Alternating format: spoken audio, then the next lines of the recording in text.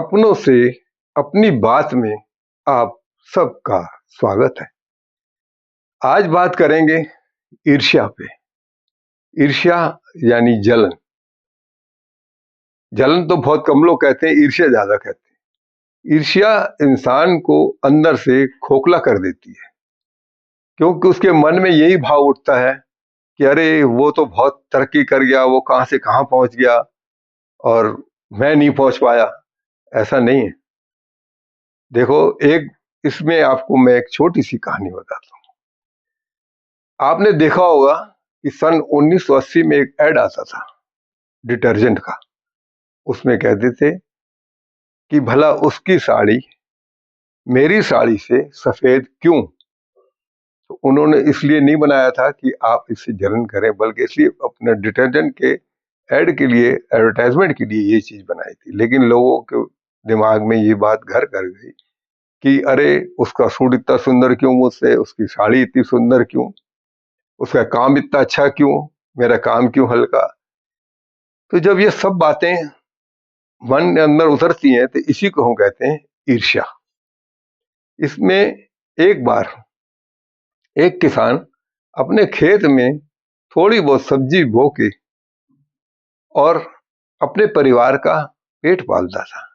उसके पास एक बैल था, उसी से वो अपना काम चला लेता था।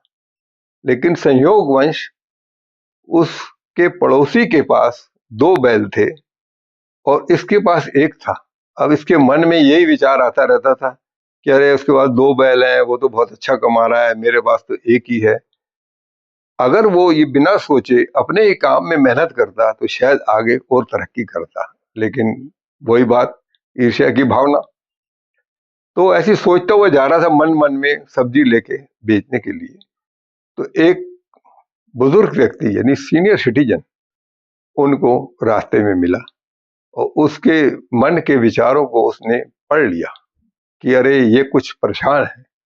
तो उसने पूछा, बेटा क्या बात है, आप क्यों परेशान हो, मुझे बताओ, मैं आपकी बात का समाधान करूंगा।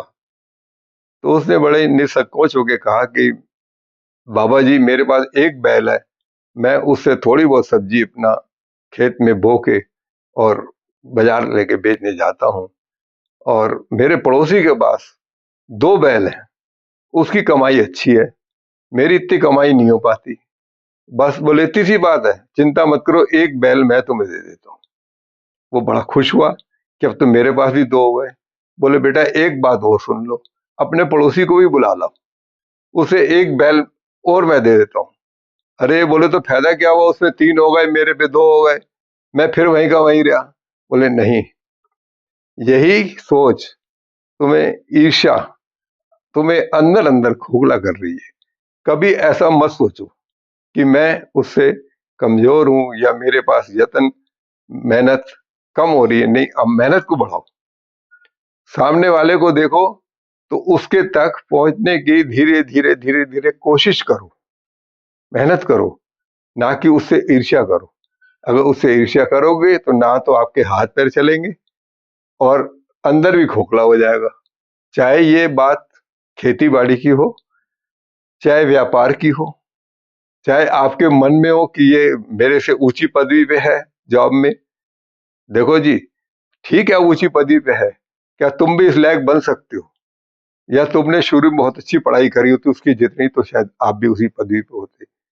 तो मेरा ये कहने का मतलब है कि किसी से ईर्ष्या ना करके और अपने काम पे ध्यान दो, उसमें मन लगा के करो, उसी में तुम्हें बहुत कुछ मिल जाएगा। अगर आप दुकानदार हैं और आप छोटे दुकानदार हैं तो बिल्कुल इस भावना को छोड़ो कि मैं छोटा हूं और मेरे पास कम काम है। यही दिमाग भगवान ने आपको भी दिया है, यही आंखें, हाथ, पांव, नाक सभी कुछ दिया है जो उसको दिया है। तो अपना दिमाग लगा के और उसको आगे बढ़ने की कोशिश करो।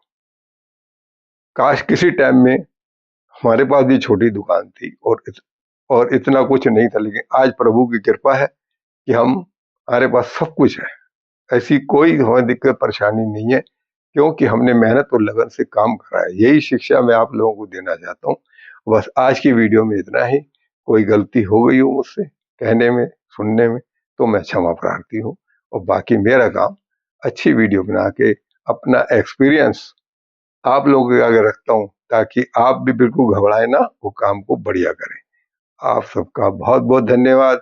अगर आपको मेरी वीडियो पसंद आ रही है तो इसको शेयर करो, लाइक करो, कमेंट करो, सब्सक्राइब करो, और अगर अच्छी ना लगे तो डिसलाइक करो। ये सब आप लोगों के हाथ में है।